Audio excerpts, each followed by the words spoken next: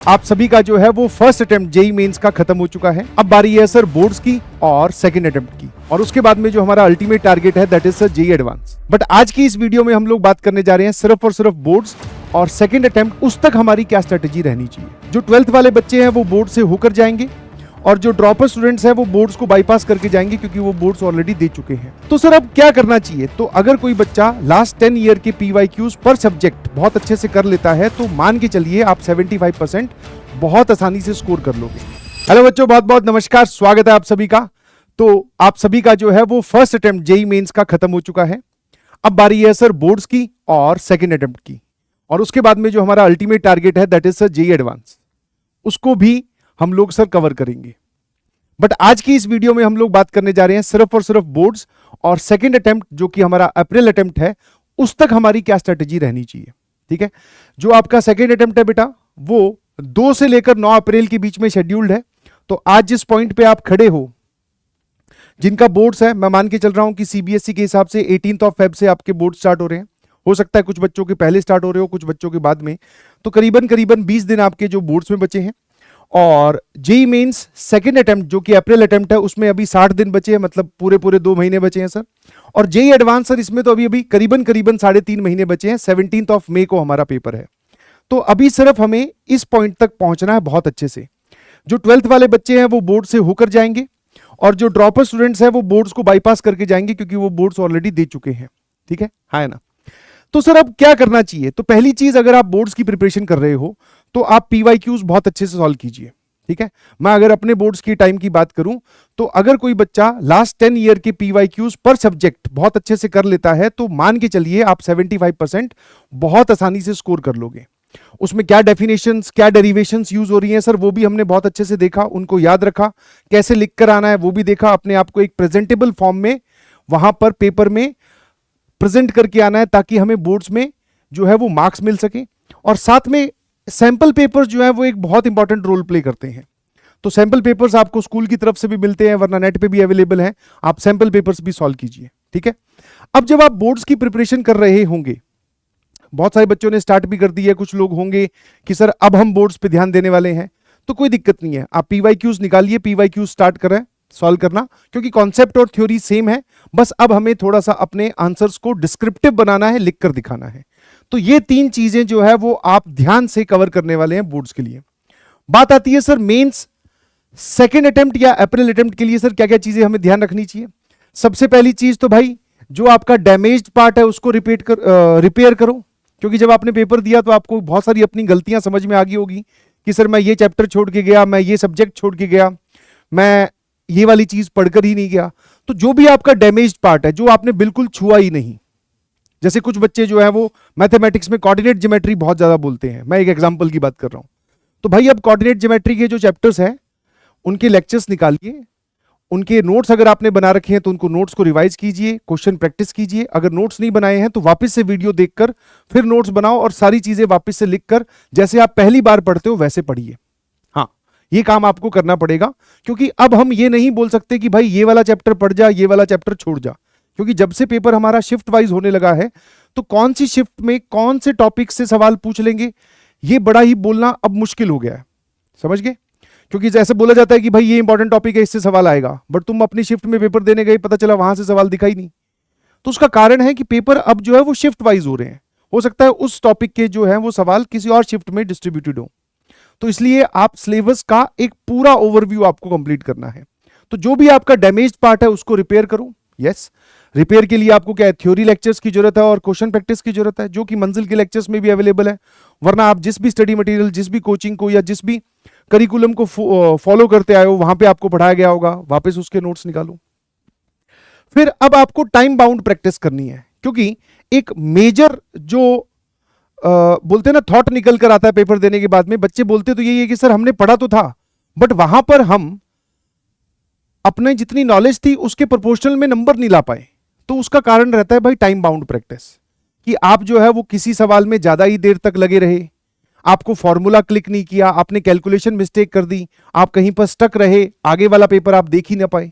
तो इसलिए अब जो भी आप करेंगे वो टाइम बाउंड प्रैक्टिस करेंगे, चाहे आप पीवाईक्यू सॉल्व करो, हाँ घड़ी आपकी चलती रहनी चाहिए, चाहे आप कोई भी मॉक दो तो मॉक में तो सर वैसे भी 3 घंटे का मॉक टेस्ट होता है, तो हमें सर वो टाइम बाउंड के अंदर ही काम करना है ताकि हमारी स्पीड इंक्रीज हो। समझ गए? दूसरा, PYQ is the key to success. ये मैं अपने लेक्चर्स में भी हमेशा बोलता हूं, फिर से एक बात रिपीट करूंगा, स्पेशली मैथ्स और केमिस्ट्री फिजिक्स में भी ये बात एप्लीकेबल है कि अगर आप प्रीवियस ईयर क्वेश्चंस पेपर देख के जाते हो तो आपको ये भी समझ में आ जाता है कि भाई इंपॉर्टेंट टॉपिक कौन सा है, किस किस प्रकार के वो सवाल पूछ रहे हैं, क्योंकि उन्होंने हर प्रकार के सवाल पूछ लिए हैं भाई, इजी, मीडियम, डिफिकल्ट। हाँ, इस बार केमिस्ट्री में थोड़ा सरप्राइजिंग एलिमेंट रहा है ना, इसीलिए आप जो अभी 26 जनवरी अटेम्प्ट जो हुआ है, आपने तो एक ही शिफ्ट का पेपर दिया है, बाकी शिफ्ट के पेपर भी देखो, उसमें किस टाइप की केमिस्ट्री पूछी गई है, किस टाइप की फिजिक्स पूछी गई है, किस टाइप की मैथ्स पूछी गई है। तो PYQs आप सॉल्व करोगे इस डायरेक्शन में, ठीक है। 2026 का जनवरी अटेम्प्ट के सारे PYQs थोड़े दिन में रिस्पॉन्स शीट आ जाएगी, तो सारा पेपर आपको दिख जाएगा, वो सारे आपको सॉल्व करने हैं। फिर 2025 के, फिर टाइम बचे तो 2024, टाइम बचे तो 2023, क्योंकि PYQs इज द, बोलते ना, एक सबसे बढ़िया पूल है प्रैक्टिस करने के लिए। तो आपको कहीं और कुछ खोजने की जरूरत ही नहीं है कि मैं ये वाली किताब करूं, कि मैं वो वाली किताब करूं, कि उस स्टडी मटेरियल को फॉलो करूं, बिल्कुल नहीं। आप PYQ सॉल्व करो और आप देखेंगे कि आपकी तैयारी बहुत बढ़िया हो जाएगी। दूसरा आते हैं सर मॉक टेस्ट पे। इस मॉक टेस्ट की बात को शुरू करने से पहले मैं आपको एक, मतलब बहुत ही मोटिवेटिंग लाइन है, the magic you are looking for lies in the work you are avoiding. ठीक है, जनरली ऐसा देखा गया है कि बच्चे जो है वो टेस्ट से दूर भागते हैं, कारण कि सर मेरी तो तैयारी पूरी नहीं है, मैंने तो केमिस्ट्री नहीं पढ़ी, मैंने तो मैथ्स के ये वाले टॉपिक ही नहीं पढ़े, तो मैं मॉक दूंगा तो मेरे नेचुरली नंबर कम आएंगे। तो सर 3 घंटे मॉक देने की बजाय मैं अपना टाइम वेस्ट ना करूं, मैं पहले पढ़ लेता हूं, फिर उसके बाद में सर सीधा पेपर में ही देखेंगे क्या होने वाला है। तो पेपर में आप लोगों ने देख लिया कि क्या हुआ है, ठीक है। तो मॉक टेस्ट या test papers are the key to success. आप मेरी बात पे विश्वास मत कीजिए, किसी भी बच्चे का जो सेलेक्ट हुआ है उसको देखिएगा ध्यान से कि उसने लास्ट के दिनों में क्या किया, तो उसकी एक ही स्टेटमेंट सबकी रिपीटेडली कॉमनली निकल के आती है कि सर हमने खूब सारे पेपर्स दिए। तो अभी आपको डैमेज पार्ट भी रिपेयर करना है, आपको प्रैक्टिस भी करनी है, तो इसलिए एक मैंने आपको एक टेंटेटिव प्लानर बना के दिया है कि भाई 28 फरवरी तक, मतलब 1 महीने तक आप पर वीक, मतलब 4 हफ्ते आने वाले हैं, पर वीक आप 2 मॉक टेस्ट दो फुल सिलेबस के। अब पार्ट टाइम का या पार्ट सिलेबस का जो है वो वक्त निकल चुका है, फुल सिलेबस दो। चाहे आपने 11th ही रिवाइज किया, 12th अभी रिवाइज करनी दोबारा से बाकी है, फिर भी आप जो मॉक देंगे वो पूरे सिलेबस का देंगे। फिर जैसे ही आप 1 से लेकर 21 मार्च, मतलब इन 3 हफ्तों में आप क्या करोगे सर, पर वीक 3 मॉक देने वाले हो। ठीक है, अपना टाइम निकालो, चाहे आपके बोर्ड्स चल रहे हो चाहे आपके बोर्ड्स ना चल रहे हो, पर वीक आपको 3 मॉक निकालने हैं। घड़ी चालू हो गई, चाहे आपकी कैसी भी रिवीजन है, मॉक दीजिए, फिर उसको एनालाइज कीजिए, कहां पर आपकी कमी रह रही है, पेपर आप पूरा अटेम्प्ट कर पा रहे हो कि नहीं कर पा रहे हो, कौन से क्वेश्चंस है जो आपसे अभी भी छूट जा रहे हैं, कौन से टॉपिक के सवाल हैं जो आप अब तक नहीं सॉल्व कर पा रहे हो, उन सबको देखो, उनको वापस से पढ़ो, उनकी क्वेश्चन प्रैक्टिस करो, फिर अगला मॉक दो। यही काम है। और जैसे ही एक बार आप इस एरिया में एंटर करोगे, दैट इज 22 से लेकर 31 मार्च, क्योंकि 2 अप्रैल से आपका सेकेंड अटेम्प्ट चालू है, तो फिर आपको डेली एक मॉक देना है। ये हो सकता है बहुत सारे बच्चों को हेक्टिक साउंड हो, बट मैं आपसे आपके दिन के 3 घंटे मांग रहा हूं, और जो कि बहुत इजीली बहुत सारे बच्चे निकाल सकते हैं। ठीक है, तो ये वाला जो है आपका मॉक का जो है वो शेड्यूल है। इससे कम बिल्कुल मत करना, इससे ज्यादा करोगे तो बहुत अच्छी बात है, that is up to you. ठीक है, तो टेस्ट पेपर भाई बिल्कुल नहीं छोड़ने हैं, बिलीव मी। अगर आपने ये कर लिया तो आपका स्कोर जो है वो नेचुरली इंप्रूव होने वाला है सेकेंड अटेम्प्ट में, इस बात का विश्वास रखिए। फिर आते हैं सर कि चैप्टर की हम रिवीजन कहां से करें। तो जिस भी कोचिंग को आपने फॉलो किया है, जहां से भी आपने पूरी पढ़ाई की है, तो वहां के नोट्स होंगे। ठीक है, वहां पे पढ़ाते वक्त सभी टीचर्स बोलते हैं कि भाई ये टॉपिक इंपॉर्टेंट है, इससे सवाल ज्यादा पूछा जाता है, ये वाला देख लो, ये वाला देख लो, तो उनसे रिवीजन करो। वरना एक सबसे बढ़िया सोर्स जो मुझे लगा कि आपने मंजिल के सारे लेक्चर्स देख लिए।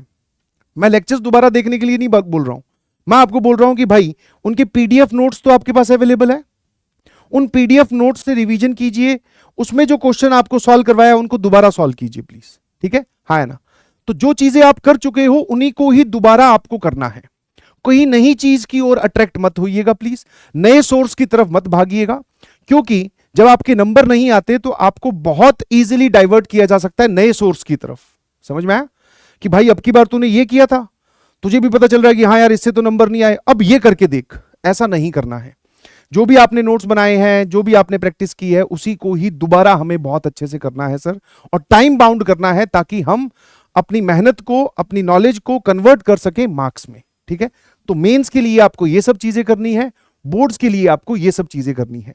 इसके अलावा और कुछ ऐसी चीज बचती ही नहीं है कि जो हमें करनी चाहिए।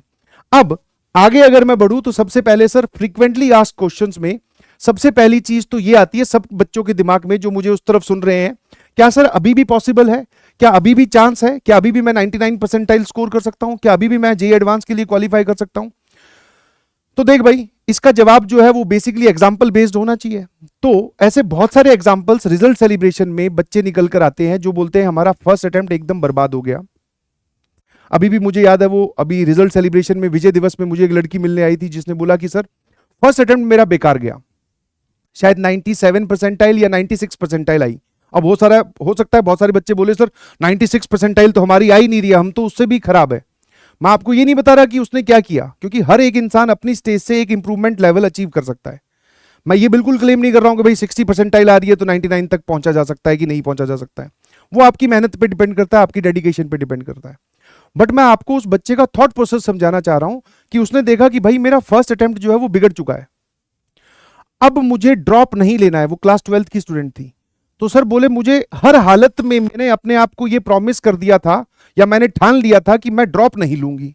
तो मैंने अपने आप को रूम के अंदर लॉक किया, डिस्ट्रैक्शंस को जीरो किया और फिर मैंने पढ़ाई करनी फिर से स्टार्ट की और फिर उसने 99 पॉइंट समथिंग परसेंटाइल जो है वो अचीव करी सेकेंड अटेम्प्ट में। बेस्ट ऑफ 2 काउंट होता है। तो अगर हम एग्जाम्पल बेस्ड बात करें, ये तो मेरे दिमाग में एक रिसेंट एग्जाम्पल है जो मैंने आपसे शेयर किया, ऐसे अनेकों एग्जाम्पल्स हैं जहां पर बच्चे जो है वो फर्स्ट अटेम्प्ट में कहीं ना कहीं थोड़े फंबल कर गए, थोड़े उनके मार्क्स कम आए, थोड़े उनको एहसास हुआ अपनी गलतियों का, उनको इंप्रोवाइज करके सेकंड अटेम्प्ट में उन्होंने बहुत अच्छा स्कोर किया है। तो सर क्या ये पॉसिबल है? यस भाई, फुल डेडिकेशन के साथ बिना सिंगल सेकंड वेस्ट किए, यस इट इज पॉसिबल। तो आज से ही आपको लग जाना है बिना किसी सेकंड थॉट के। फिर दूसरा, जो क्लास 12th वाले स्टूडेंट्स हैं उनके दिमाग में एक बहुत इंपॉर्टेंट और जो कि एक जेन्युइन डाउट भी है कि सर आगे हमारे लाइन में अब बोर्ड्स भी खड़ा है, उसके पीछे सेकंड अटेम्प्ट है, उसके बाद में एडवांस है। तो मैंने कहा देख एडवांस तक तो आराम से पहुंच जाएंगे, घबरा मत, बट पहले हमें बोर्ड्स और सेकंड अटेम्प्ट तक पहुंचना है, उसके आगे की रास्ता क्लियर है, फिर कोई डिस्ट्रैक्शन नहीं होगा। अगर आप पढ़ रहे हैं तो, पढ़ ही नहीं रहे हैं तो फिर कहां का सर एडवांस। तो भाई सुनो मेरी बात ध्यान से कि अगर आपको लग रहा है कि आपका बोर्ड्स में कॉन्फिडेंस है, सर ये कैसे लगता है, क्योंकि सब अपनी अपनी प्रिपरेशन के बेसिस पे बोल सकते हैं कि हाँ सर मैं जब अपने स्कूल के पेपर्स देखता हूं या फिर मैं PYQs देखता हूं बोर्ड्स के, तो मुझे वो लिखने भी आते हैं और मैं उनके टॉपिक भी जानता हूं, उसकी मैं कैलकुलेशन भी जानता हूं और ये सब चीजें मेरी एकदम दुरुस्त है। तो अगर आपके लिए बोर्ड्स अभी कंफर्टेबल चल रहा है तो आप 70-30 एक मोटा मोटा 70% ऑफ द टाइम आप दोगे मेंस को और 30% ऑफ द टाइम आप दोगे बोर्ड्स को। मैं कंप्लीटली बोर्ड्स पे शिफ्ट होने के लिए भी नहीं बोल रहा हूं और कंप्लीटली मेंस पे शिफ्ट होने के लिए भी नहीं बोल रहा हूं, क्योंकि क्लास 12th वाले बच्चों का बोर्ड्स एक लंबे टाइम तक चलेगा, 18 मार्च से लेकर शायद 12 मार्च तक। इंग्लिश का पेपर लास्ट 12 मार्च को है, ठीक है। तो सर ये एक लंबे टाइम तक चलेगा, तो बीच में हमें क्या करना है, छुट्टियां मिलेगी आपको, फिजिक्स और मैथ से पहले शायद 2, 4, 5, 6 छुट्टियां हैं, मुझे एग्जैक्ट नहीं पता है, आप देख लीजिएगा।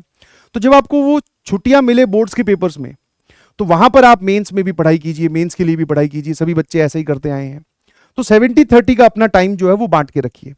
अदरवाइज आपको लग रहा है कि नहीं सर मेंस वेन सब हटाइए, मेरा तो बोर्ड्स में ही हालत खराब है, वहीं पे ही हमारी नौका डूबने वाली है, तो उल्टा कर दीजिए प्लीज। यहां पर 70% ऑफ द टाइम, इनफैक्ट 80 कर दो, कोई दिक्कत नहीं है।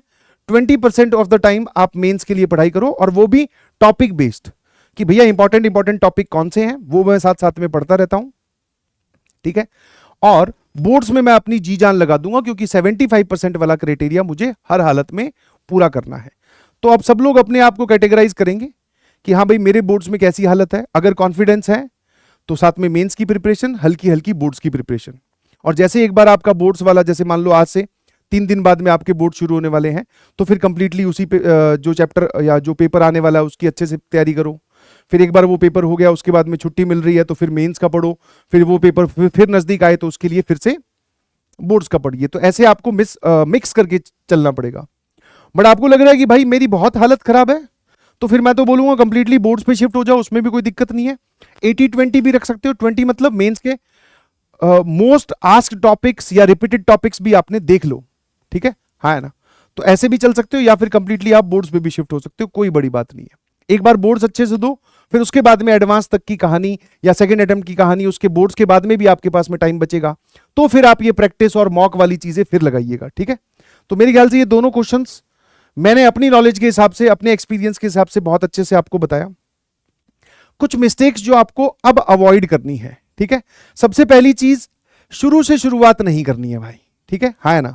क्योंकि जैसे ही बोला कि अब सेकंड अटेम्प्ट के लिए तैयारी करनी है, तो कुछ लोग बिल्कुल एकदम शुरू से शुरू करेंगे। बिल्कुल शुरू से शुरू मतलब जो पढ़ा उस पूरे पे कांटा मार देंगे, बोले मुझे तो कुछ आता ही नहीं, मैं तो गधा हूं। अब सर मुझे नए वीडियो लेक्चर्स देखने हैं, सर आप एक बार हमें वापस से थ्योरी पढ़वा दो, इंपॉर्टेंट टॉपिक बता दो, प्रेफरेंस लिस्ट दे दो। तो ये तैयारी तो शुरू से शुरू वाली होगी ना भाई। तुझे इंपॉर्टेंट चैप्टर्स भी पता है, तुझे इंपॉर्टेंट टॉपिक्स भी पता है, नहीं पता तो यूट्यूब पे सर्च कर ले, बहुत सारी वीडियोस बनी हुई हैं, ठीक है, हाँ है ना।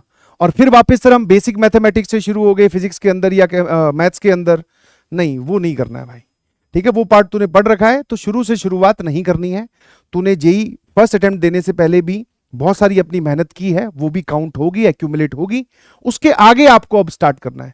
तो ये शुरू से शुरुआत करने वाली चीजें छोड़ दो, क्योंकि जैसे जैसे आप आगे बढ़ते हो, जब मेहनत करने की बारी आती है असली चैप्टर्स में, तब तक तुम थक जाते हो, तब तक तुम बोर हो जाते हो, तब तक तुम डिस्ट्रैक्ट हो जाते हो। इसलिए फिर तुम आगे ये मॉक टेस्ट वाली चीजें, एनालिसिस वाली चीजें, इन तक कभी पहुंच ही नहीं पाते। तो ये शुरू से शुरुआत करने वाली आदत छोड़ दीजिए, ठीक है।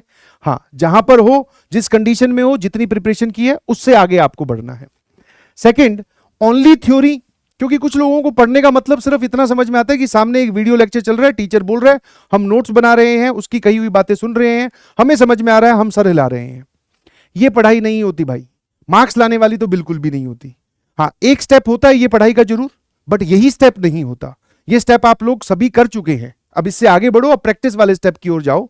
तो सिर्फ थ्योरी या वीडियो लेक्चर्स आपको मदद नहीं करेंगे। आप सोच रहे हो कि मैं फिर से एक बार वीडियो लेक्चर्स देख लूं। हाँ, जो आपका पार्ट डैमेज्ड है, एकदम कुछ नहीं आता उसमें, तो उसमें देखो, बट सबके लिए मत देखो। समझ में आया कि नहीं समझ में आया? ये भी बड़े सेलेक्टिव टॉपिक्स होते हैं जो डैमेज्ड है। तो ये मत करना कि सिर्फ आप वीडियो लेक्चर चलाकर उसके आगे बैठे हो और सोच रहे हो कि आपके मेंस में मार्क्स आ जाएंगे, नहीं होगा ऐसा। तो इस बात की ध्यान रखिएगा। रेदर देन इसकी जगह आप अपना टाइम प्रैक्टिस को दीजिए, पीवाईक्यू सॉल्विंग को दीजिए, ठीक है। फिर वापस टेस्ट आपने अब तक मिस किए हैं, तभी आपके मार्क्स कम आए, इस बात को पहले एक्सेप्ट करो। और अब टेस्ट मिस करना मिस्टेक नहीं कहलाएगा, ये ब्लंडर कहलाएगा जी। क्योंकि मिस्टेक से हमारा छोटा मोटा नुकसान होता है सर, ब्लंडर से हमारा बहुत बड़ा नुकसान होता है। तो ये ब्लंडर अब मत करिएगा प्लीज। जैसी भी तैयारी है, आधी अधूरी, इनकम्प्लीट, बिना रिवीजन के टेस्ट जरूर दो। फिर उसके बाद में do not waste a single second, yes, ठीक है। अब स्ट्रेटेजी बनाने में, ठीक है, मोटिवेशनल वीडियो देखने में, नए नए सोर्स ढूंढने में, ये सब टाइम वेस्ट मत कीजिए, सिर्फ एक्शन लीजिए प्लीज। जो आपका फेवरेट टॉपिक है, जो आपका फेवरेट पार्ट है, जो आपको लगा कि भाई पेपर तू देने गया था, तुझे लगा होगा ना एक आधा सवाल तो यार ये वाला क्वेश्चन मुझसे हो जाना चाहिए था बट नहीं हुआ, उसी चैप्टर से शुरू कर दे, है ना। कि सर उसका क्वेश्चन आया था बट मुझसे नहीं हुआ, उसी चैप्टर से शुरू कर दे। चाहे वो मैथ्स है, चाहे फिजिक्स है, चाहे केमिस्ट्री है, पढ़ना शुरू कर भाई, ठीक है। ये सब स्ट्रेटेजी वीडियो देखने से कुछ नहीं होगा, यही देखता रहेगा तो बाकी लोग आगे निकल जाएंगे। तो सिर्फ एक्शन पे ध्यान देंगे। अब मोटिवेशन, ये सब चीजें साइड में रख दीजिए, डिस्ट्रैक्शन अपना एकदम बंद कर दीजिए। इंस्टाग्राम, व्हाट्सएप, घूमना फिरना एकदम जीरो कर दो, तो आपके लिए बहुत बेनिफिशियल रहेगा और आप अपने सेकेंड अटेम्प्ट में बहुत अच्छा कर पाओगे और आप एडवांस वाली रेस में आ जाओगे, ठीक है। उसके बाद में नए सोर्सेज मत ढूंढिएगा, मैंने आपको पहले भी बोला है ना, कि ये वाली प्लेलिस्ट देख लेता हूं, ये फॉर्मूला डायरीज देख लेता हूं, है ना, क्योंकि सब लोग अपने अपने हिसाब से बनाते हैं। तो जो आपने पहले फॉलो किया था, जिस पे आप पहले से पढ़ते आए हो, जिससे आप पहले से रिवाइज करते आए हो, उन्हीं चीजों को वापस आपको देखना है। नई चीजों की ओर मत भागिएगा। एक बार सुनने के लिए, देखने के लिए, करने के लिए अट्रैक्टिव लगता है, बट वो चीजें आपके रिजल्ट में फायदेमंद नहीं होंगी। This is my sincere request to all of you, ठीक है। तो ये सब कहानी है मेरी तरफ से आपके सेकेंड अटेम्प्ट के लिए, और क्या क्या करना है वो भी मैंने आपको बता दिया। और हर बार की तरह जैसे पीडब्ल्यू जो होता है वो आपके लिए सेकेंड अटेम्प्ट के लिए भी कुछ ना कुछ आपके लिए प्लानिंग की है, बहुत जल्दी डिस्क्लोज की जाएगी। जेई एडवांस के लिए भी आपके लिए प्लानिंग की गई है, वो भी डिस्क्लोज की जाएगी। फ्री ऑफ कॉस्ट प्लानिंग की गई है, वो भी आपके लिए डिस्क्लोज की जाएगी। सारी चीजें हम लोग आपको धीरे धीरे आके बताने वाले हैं, बट आप उस प्लानिंग के इंतजार में ही रहो और आप अपने दिन वेस्ट करते रहो, तो वो एक अच्छी चीज नहीं है, ठीक है। पढ़ना स्टार्ट करें, और पढ़ोगे, अपने आप को कमरे में लॉक करके पढ़ोगे, एकदम डिस्ट्रैक्शन फ्री होकर पढ़ोगे, तो यस, अभी भी आप अपना सेकंड अटेम्प्ट बहुत अच्छा कर सकते हो और फिर उसी से ही आप अपना एडवांस भी बहुत अच्छा कर लोगे, क्योंकि एक बार सर हमें पढ़ने की आदत लग जाएगी, एडवांस में वही तो चाहिए, है ना। चलिए, थैंक यू सो मच। मुझे आशा है कि आपके लिए जो वीडियो है फ्रूटफुल रही होगी, कहीं ना कहीं आप अपने एक लाइन डिसाइड कर पाए होंगे। ठीक है, चलिए, thank you so much, bye bye, love you all.